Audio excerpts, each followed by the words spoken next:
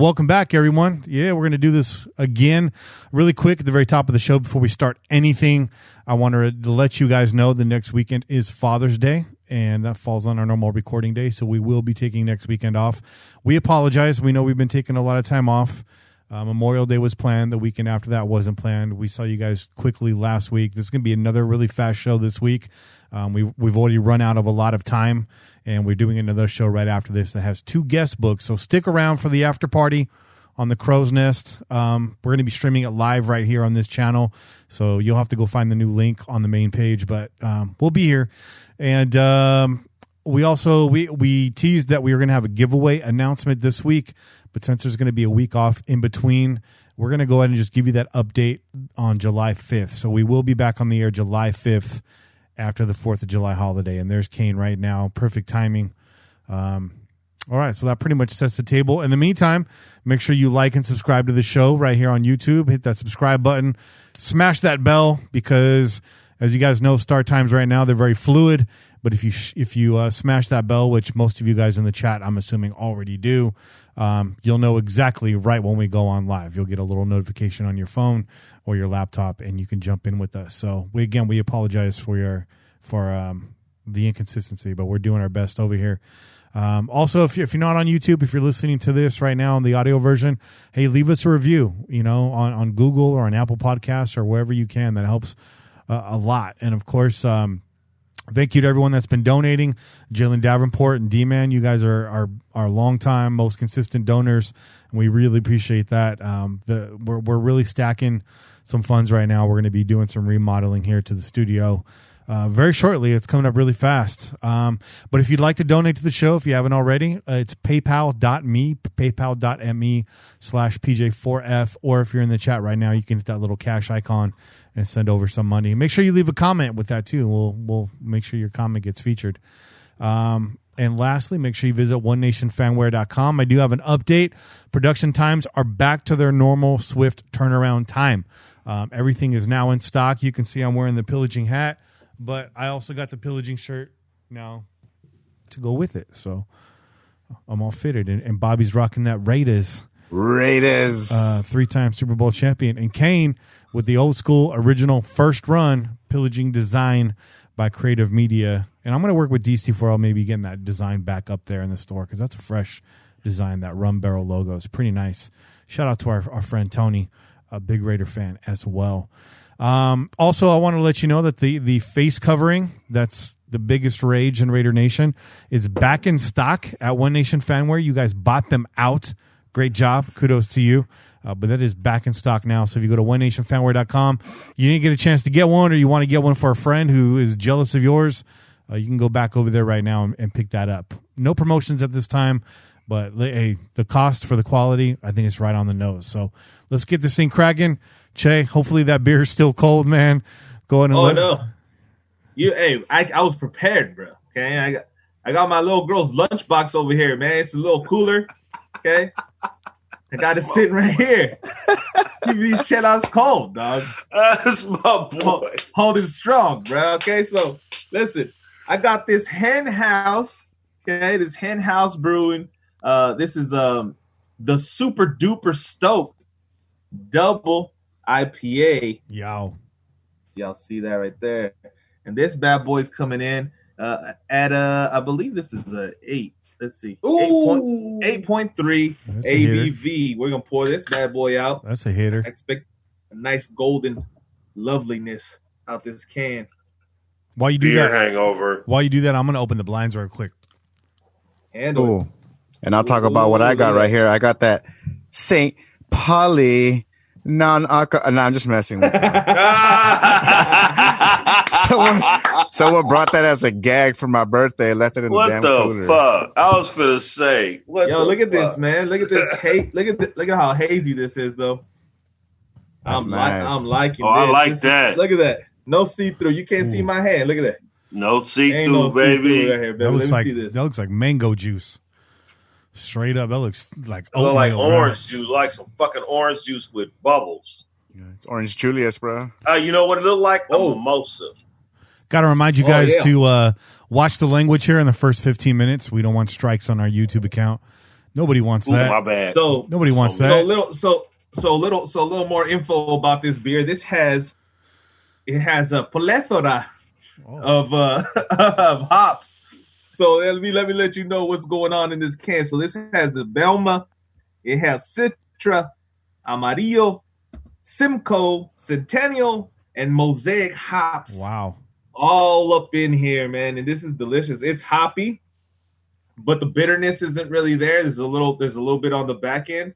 It's a little citrusy. It does have a little bit of that a fruity flavor, and I believe that's coming from the Citra and the Mosaic hops, because those are the Mosaics be bringing in that flavor.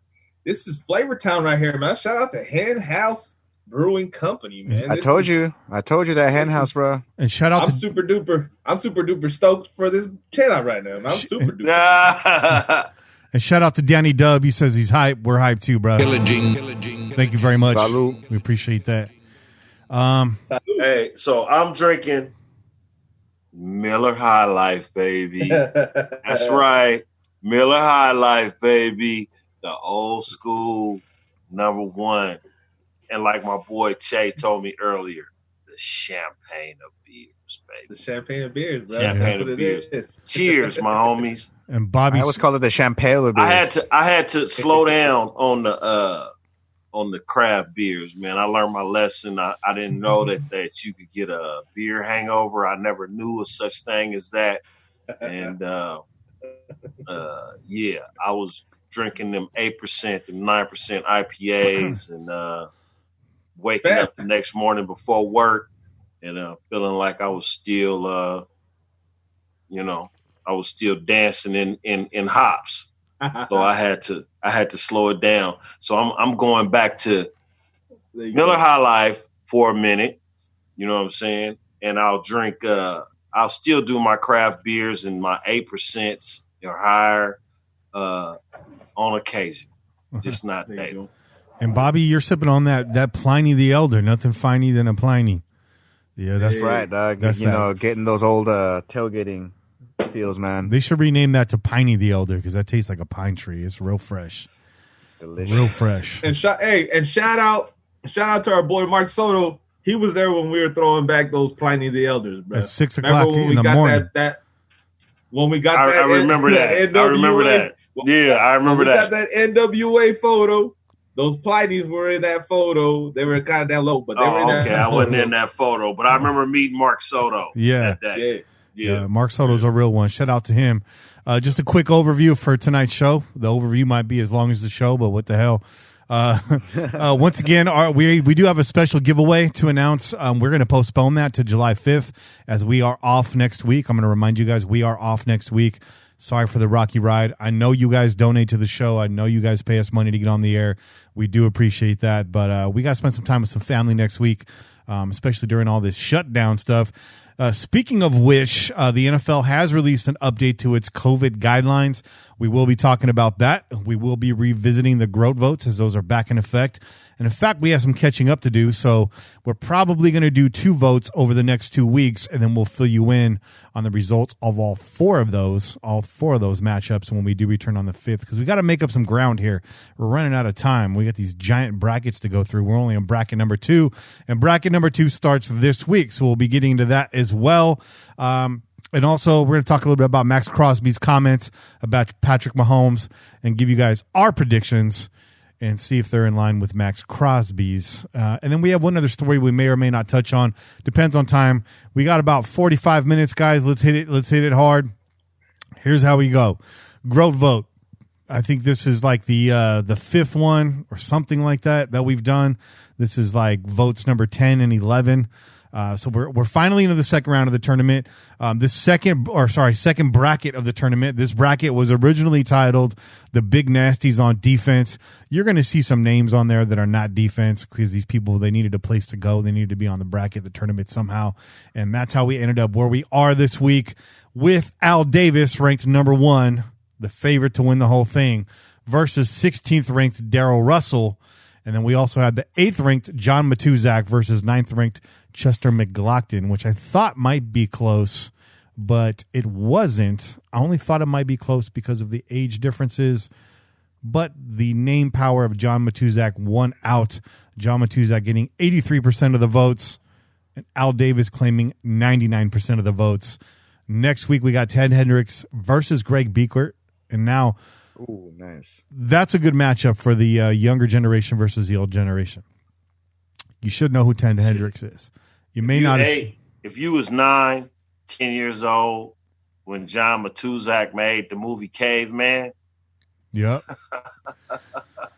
If you haven't seen, then you a John Matuszak. You don't even have to be a Raider fan. You was just a John Matuszak fan. You knew he played for the Raiders, but he was also in the movie Caveman with Ringo Starr. I think it was like. And did you see that movie? Yes, I have. Did you see that movie? I've seen that movie several times. Oh my fucking God! I thought I was the only kid that saw that movie. That movie has the effect on you that when you watch it, you feel like you're the only one that's ever seen this because it's so a terrible movie. It's a terrible movie. It's a B movie. Hey, it ain't even a B movie. It's a C movie or F. Yeah, it's an F movie that made it out to the screen because John Matuszak. You got Ringo Starr and John Matuszak as Caveman. Come on. I mean, how good is it going? That shit was good. I saw it. I saw it at Eastmont Mall Theaters in East Oakland. Wow, you saw that. Those of you are from East Oakland. You saw that in the theater, bro. A good friend of the show, Polygon. That's one of his favorite films, believe it or not. He knows that film. He has that film like memorized, bro. Word? Yeah, I haven't seen that movie since I was like 8 years old. Me too, Kenny. Me too, bro. Matuszak, you won't find it on cable. You may not find it on Amazon. I don't know. Really quick, shout out to Silky Slim, bro. That is very generous. Pillaging. Very generous. Thank you. You are amazing, brother. Matuszak also in the Goonies, also in Ice Pirates. He's been in several TV shows. He's been in quite a few movies. We had some John Matuszak stories lined up for you guys today, but maybe we'll come back to that. I want to get to some other things here. We are short on time. We can spend an hour on John Matuszak. So, oh my God, we could spend a day on John Matuszak's antics. You know, love him. Unfortunately, we do have to give a rest in peace to Al Davis, John Matuszak, and Chester McLaughlin. Man, rest in peace to all of you. Yeah, man. Rest in peace, man. R.I.P. And we still got Daryl Russell, right? Am I wrong on that? No, Daryl Russell was dead, bro. He died in a car accident. Yeah. Rest in peace to all four of our contenders this week. Damn. Man, names in the Raider. Daryl Russell's a polarizing figure in Raider Nation, but you were excited when he took the field. You were like, hell yeah, that's Daryl Russell right there. Hey, look, I had a Daryl Russell leather Raiders jersey. I don't know about y'all, but I don't know if y'all remember when they had the leather jerseys out. Bro. You had that. That Martin Lawrence jersey though. I had Daryl Russell, baby. Yeah, I know them leather jerseys. Martin Lawrence used to rock them fucking leather. Wow. Jerseys. Yeah, hey, I was with it. I was with that shit. You know what I mean? You can't wear those in the South Bay. You just sweat, just constant sweat. See a motherfucker with a leather jersey at the swap meet. Out there in the East Bay, though, it's a pleather jersey, dog. Hey, but you know what? It was like for me in my square, my circle, my square or whatever. It was like, yeah, nigga, I got the leather Daryl Russell. Me and my homies used to battle over who could get the best Raider gear. So it was like, remember when y'all had the Raider gear? It was like a jean jacket. It was like a teen. It was like a college. It was like a high school jacket. It was like Letterman jacket right here. The Letterman jacket. Yeah, with the like black regular shirt right here. I was the only one that had one of them. You know what I'm saying? And you couldn't find one. You know what I'm saying? And I had one, and I used to be like, yeah, nigga, I'm the only one. And we used to be at Raider games. I'm telling you, this when I was like 25, 26 years old. Me and my boys, we used to be at Raider games, be like, oh, nigga, there go your jersey right there, nigga. Ah! We used to clown. You know what I'm saying? There go your jacket right there, nigga. Yeah, you ain't the only one with that jacket. Like, back in the day, we used to battle over who had the best Raider gear. You know what I'm saying? Yeah. So it's funny when I look at the internet now and I see people with their Raider gear they posted on Twitter and whatever the case may be. It's like, damn, I'm so far away from that. You know what I'm saying? That I'm like my grandfather now. I'm a Raider fan. I don't care about the gear. I don't care about you know what I'm saying? I'm just a fan of the team, and I want to see us win. I'm not even trying to like swag off the gear no more. Like that shit is. You know what I'm saying? It's crazy right here, bro. But y'all still, but y'all still in that. When I was 30 something, I was still in that. Nigga, I'm finna be 50 years old this year, man. I'm not tripping off the gear no more, man. You know what I'm saying? I'm just tripping off the team winning a fucking Super Bowl before I die, bruh. You know what I'm saying? Or at least making some playoff runs, a whole bunch of playoff runs before I die. Fuck the gear. I mean, the gear is there. Look, I'm sporting gear. Yeah. You know what I'm saying? But I'm just saying, I remember when I was a youngster, the gear was important. The gear ain't important as it is the winning and trying to be successful and win some playoff games and maybe potentially a Super Bowl. You need to get another Super Bowl patch on that jacket, bro. That's what it's all about. Man, I had a leather Raider jacket. You know what I'm saying? I had the whole all that shit. I had all that shit, man. You know what I'm saying? And now I'm just all about numbers. Yeah. Wins and losses. Just win, baby. Just win, baby. Let's talk about this COVID stuff really quick, guys. I want to get your input on this. Back when we first visited this subject about 4 or 5 weeks ago, I think it was, you know, we gave you the full rundown. I mean, we went inside and out of this whole thing.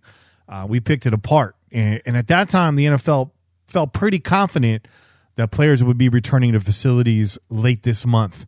Well, that's not the case. The NFL doubled down on no mini camps this year. That is now a fact. There will be no mini camps. And in fact, players looking like they will not be allowed to return to facilities until the start of training camp on July 22nd. And preseason starts in the middle of August. NFL also talking about maybe canceling a couple preseason games. So if you're a player on the bubble right now, you're pissed, right? You're mad, right? That's less time for you to showcase your abilities. On the other hand, guys, what do you think? Do you think maybe that's better for guys on the bubble? They got to put out one good game and maybe they're in? I don't know. What do you guys think about that? Does this shortened time frame help or hurt players that are on the bubble? You know, that's a good question, man. Those games, the film on those games, give a lot of those players a chance to make other squads, practice squads or whatever. But you know what? It seems to be that the coaches and GMs of these other teams, they already know, because as soon as a player get cut, the next day he's somewhere else if he was already a blip on your radar. So if you're not a blip on a team's radar, this fucks you up. This hurts you. Yeah. This hurts you. But if you're a blip already and they don't want you to hurry up, let's snap this dude up. We don't need no more film of him out there. Let's snap this motherfucker up, get him over here, so we ain't got no film on him. Then you ain't got nothing to worry about.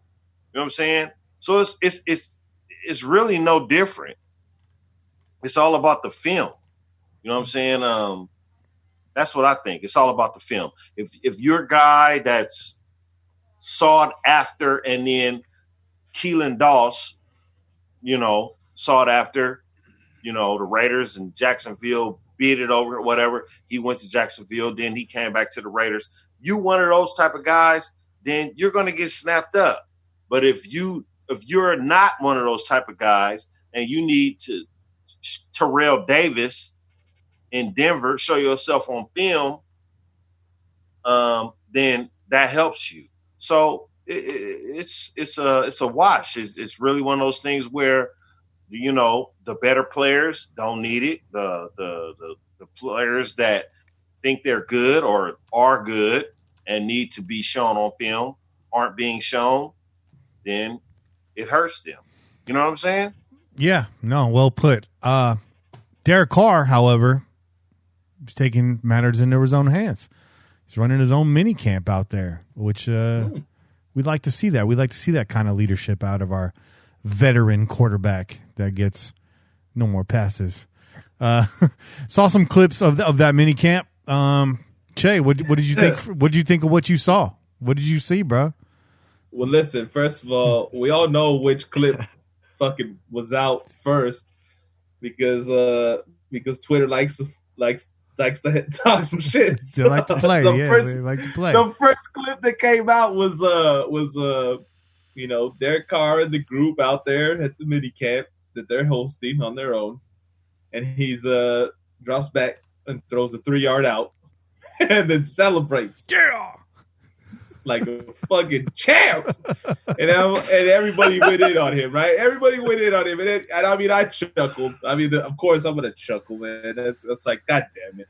But I mean, we got to see the rest of the film, and your boy was throwing the ball downfield. Okay, so listen, man, I don't give a shit about any of that. Honestly, I don't give a shit about what the film looks like, what the video looks like.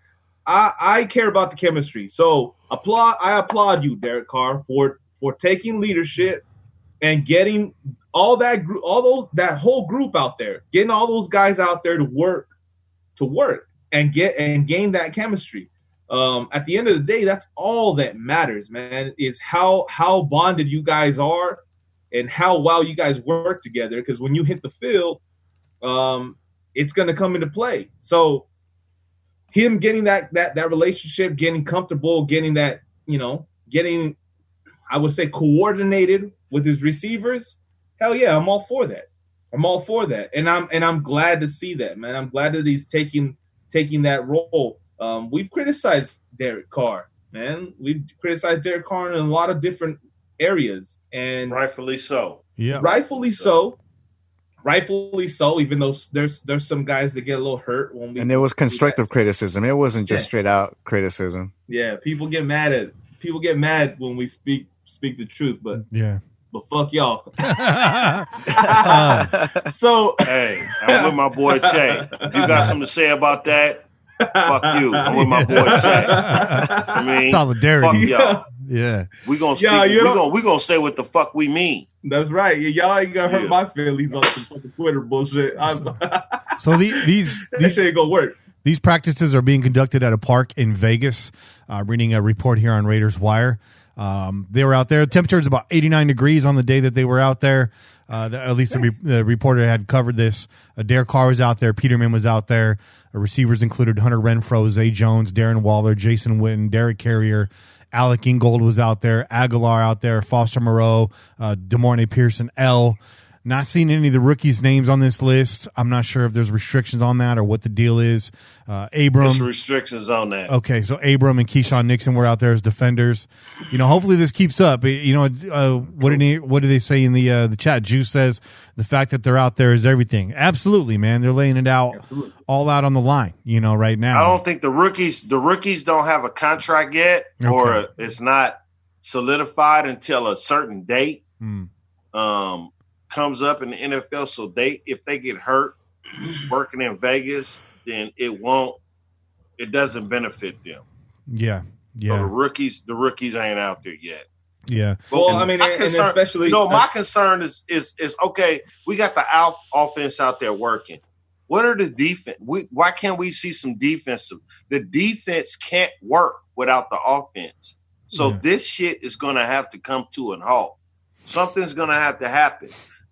Otherwise, the defense's reps will hurt if they don't get those reps to work against the offense, even if it's their own team.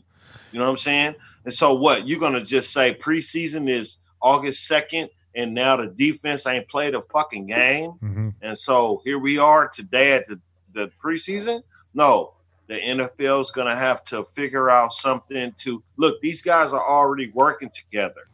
They don't obviously care about the effect of COVID-19. Yeah. And I'm more power to you, bro. Do your thing. I'm with that. But my thing is I haven't seen Cleveland Farrell, Maurice, any defensive leaders, Maurice Hurst, who we got, the guys you guys don't like, the safety, I can't think his fucking name right now. LaMarcus Joyner. The Joiners. We haven't seen these guys come together with any kind of defense. Well, here's the problem, Ken. You know what I'm saying? Here's the problem, and we've talked about this. there's no established leader on that defense to bring them all together. I mean, everyone's kind of waiting for someone to step up. I feel like that's going to happen on the field this year. But Littleton, yeah. But where's Littleton? Well, he's brand new, dog. He's brand new. But I mean, he's but getting situated, dog. He's getting situated. He carries a level of respect. This is true, but he hasn't been on this team, and so for him to step in and just assume that he's the leader, that could get him fucked up too, right? People can be like, "Yo, what the fuck, y'all? You haven't even come in here. You haven't even established a relationship with us. How are you gonna come in here and think you're gonna boss us around?" I mean, right? What's up with Mo Hurst, Cleveland Farrell, Mo Hurst? I'm glad these guys are. Max you, Crosby. These guys are leaders of the defense. I'm glad you have. All right. Go ahead, I'm sorry. I'm glad you mentioned Farrell because that's what we talked about when we brought him in: is his leadership quality, military background, and all that. Is it asking him too much as a second-year player? I don't know, man. The circumstances, they say, the circumstances being as they are, someone's got to step up. I mean, this is a special time. Step up, Cleveland. I don't know, organize something. I don't know. I'm just a dude in a chair with a microphone. I don't know. I don't know. No, bro. You know what it is, bro? The defense can't work without the offense. Mm-hmm. They cannot actually get any physical type of work in without working with the offense. And you got Abram out there right now, but I mean, it's just two guys from the defense in that report. I don't know. Social distancing shit is preventing these guys from working actually together. And then, you know what I'm saying? Well, defense can't work without touching somebody. The defense cannot work without touching. It can't work. It can't work. Defense can't work unless they touch a person. I'll say this about the defensive guys, and especially Cleveland Farrell. Okay, we talked about Cleveland Farrell last show or the show before that. We talked about his commitment to getting better and improving not just his work ethic, but his size. He put on some weight. So you know what? Like, even though the defense hasn't gotten out on the field as a unit, and even though the defense is what's maybe missing from these practices, these mini camps that we're seeing that are being held by DC and the rest of the veteran offense. I would say this: there is some leadership in the fact that you're willing to put in the work and you're going out there and you're saying, you know what, I'm going to make sure that I'm better. This is how I'm going to lead on defense. I'm going to make sure that I'm better than I was last season. Okay, I'm going to put in work. I'm going to make sure I put on that weight. And I told people that they weren't going to recognize me, so I'm going to do that. But how does a defensive lineman prepare for that if he's not going against offensive? For right now, because of I agree. The restrictions and stuff. I agree that there's limitations to just going working out, right? Strengthening yourself and doing drills in the sand and all that kind of shit, right? There's limitations of that. At the end of the day, you have to play the game of football to be better at football.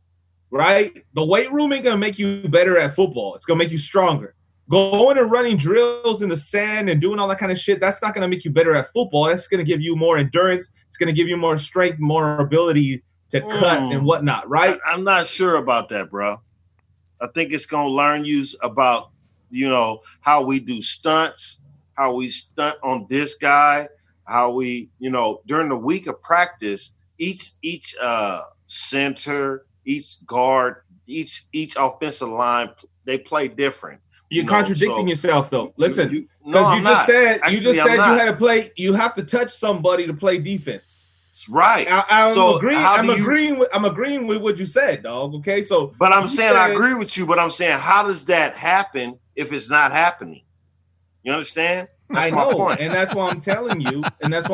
I agree with you, dog. Okay. I agree that they're not getting better at the game of football if they're not actually playing the game of football, right? Yeah, right. If they're not out on the field D'ing up an offensive player, they're not guarding a receiver, if they're not working to try to get past the defensive offensive lineman, they're not playing the game of football, so you're limited in the improvements you can make. but they have been out there working their ass off, trying to make improvements in the other areas, strength, endurance. They want to be a presence. You give them that. I'm giving them that. That's all I'm saying. I'm going to give them that. Let's bottom line this because we have like 5 minutes left. I feel you. The bottom line is this: the offense is out there. They're not running anything but vanilla drills. That's all they're doing. Without a coach out there on the field, they're not going to be working on stunts and scheming for opposing defenses and personnel. None of that's happening right now. It's drills, it's muscle memory, it's stamina. That's all they're out there doing right now. That and chemistry. Do I think that more offensive players need to be out there? Yes. Raider Rich, by the way, shout out. He wants to. He says Jacobs ain't out there either. I'm fine with that. Keep Jacobs in bubble wrap until the real training starts. The defense, he's gonna be fine. The defense, that motherfucker's gonna be fine. I'd like to see he's them. He's a fucking running back. He don't need no. I'd like to see them out there too. But the bottom line is this, guys: when you have no sanction practices right now, these guys aren't going to go up against each other, and they're not going to risk injury. They have no pads. They have no gear. They have nothing out there. They're running dirt lot plays.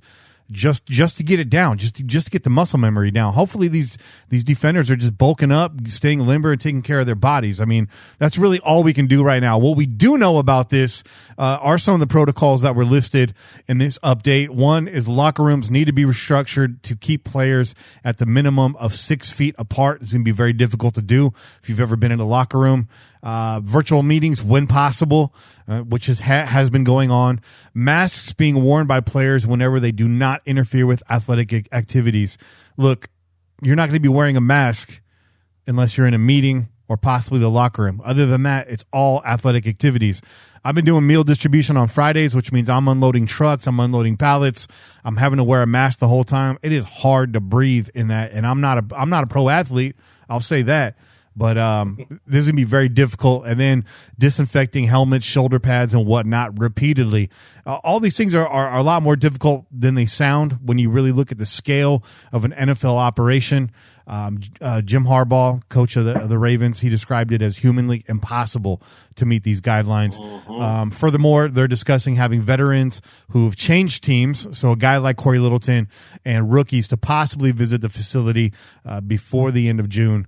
At least to get their physicals in. But so far, there's been no movement on that front either. So somebody else in the chat had asked earlier, do we expect to see more injuries as a result of this? Possibly, but we did touch on that when we were talking about lockouts before. And a few weeks ago, we were talking about shortened seasons. We've had seasons without, with truncated to no training camps. And we need to see a significant spike in injuries in those years. There were injuries, but we really don't have any comparative data to compare them with. I mean, it is what it is. The good news for this is it's not just affecting our team. It's a level playing field all the way across the league. Yep. So that's where it's at. Bobby, you haven't spoken on this yet. Bobby, what's your final word on all this? You haven't said anything yet, Bobby. I was going to say that with all this, as far as going back to our first point about the players, as you know, they're being on the bubble and what's up with them. Like Ken was saying, man, it's all about film at this point, man. Just think of it like these are a bunch of college cats trying to basically show their worth as far as, to a team. And it just sucks because it's definitely going to hurt everybody. As far as people being hurt and injuries and whatnot, I think that what Carr is doing, man, by taking those players out there and just by doing these little repetitive motions like what you guys are talking about, this muscle memory, it kind of will help out to maybe even lessen some of those injuries. Honestly, I really do think that. Yeah. Yep. How do you? Let me just ask one question real quick. How do you get back to what you were saying? Players are questioning this or that, or the case may be. You want to come in and you want to test everybody and you want to this shit, whatever, man. Go ahead. I don't I'm know. sorry. I don't know. There's no way to predict what's going to happen with this pandemic or what's going on. We thought we were headed into the free and clear.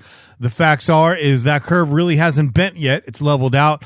And then, Florida, first state to open up last week, 8,000 new cases of the coronavirus down there. So this is going to be an up and down roller coaster. We don't even know. The NBA's talking about coming back. Kyrie's trying to block it because, well, he's a spectator at this point. I saw that. Because he's not going to be in the NBA finals. It's a bunch of NBA players, and I agree with that. We're going to talk about that on the Crows next. Right now, we're out of time, guys. That's it. I mean, look at the show. This is an update to the coronavirus guidelines. That's all we had time for, and that's. I don't know if it's my fault or YouTube's fault, but shit, we're an hour late. We're an hour late. So it's not your fault. It's not your fault. So if you guys called in, definitely not your fault, bro. If you guys called in, we'll give you a call on the next episode, or we'll listen to your call on the next episode. Again, we're back July 5th. We had so much more planned for you tonight. What can I say? We owe you one. One more thing, and keep an eye out. Keep an eye out. For the giveaway, okay? Because it's coming. It's coming. We only decided to postpone it because we knew we wouldn't be back on air. Yeah. The giveaway will happen, people, okay? The giveaway will happen, and one of you lucky people will be getting this. So, Jackson right here. Yeah.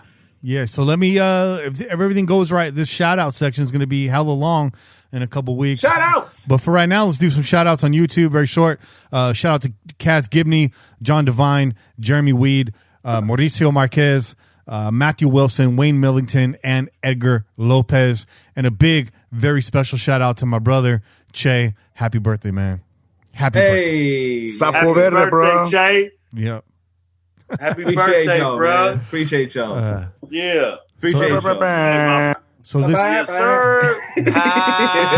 I thought Bobby was gonna break into the mañanitas right now, but not enough time, bro. So that's for the next one. Enough time.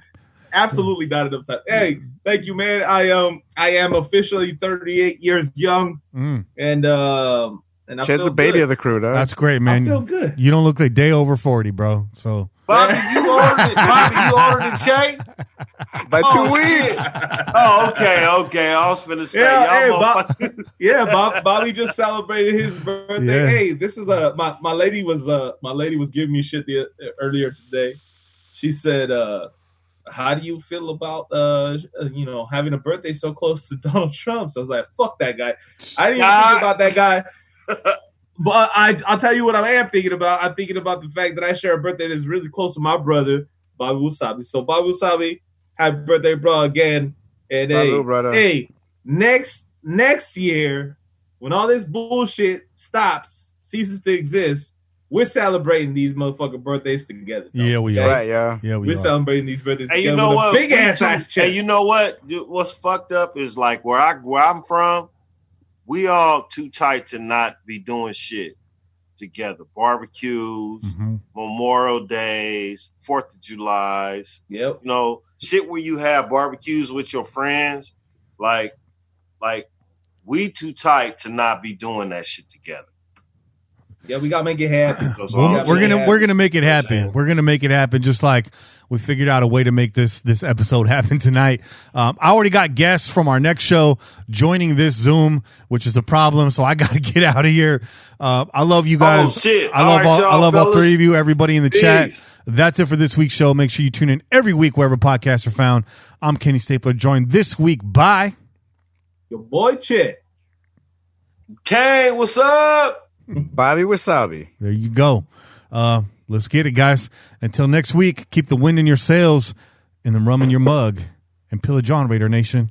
This has been a production of the Crow's Nest Podcast Network. We out here. Peace. West Side. Go Raiders. West Side, baby. Yeah. Black Lives Matter. Like a freight train coming, you're blowing the town. Like a diesel motor, you never shut down. With your pistons pumping, you're mowing them down. It's a sight to see, they all live.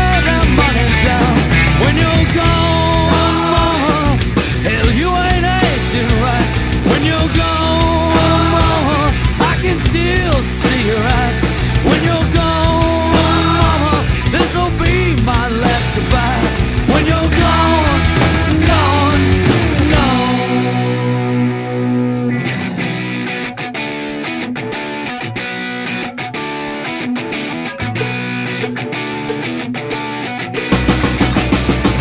when the sky is gray and the night sets in, it's your cue to do it all again. Until the next time I hear your name, or write this sign to now my thoughts to remain. When you're gone, mama, I'll be missing you. When you're gone, mama, I can still see your eyes. When you're gone, mama, this'll be my last goodbye. When you're gone, gone,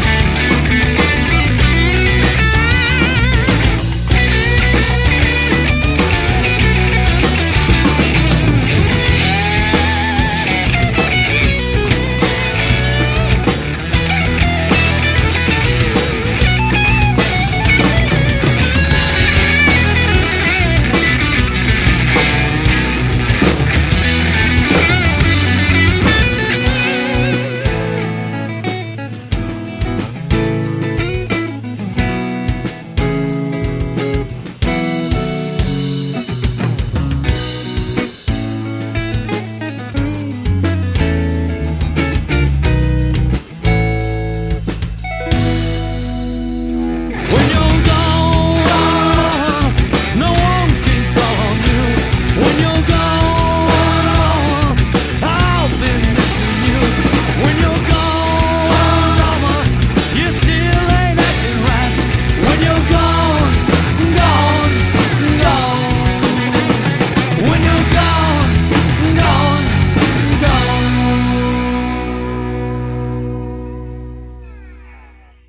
That's my boy.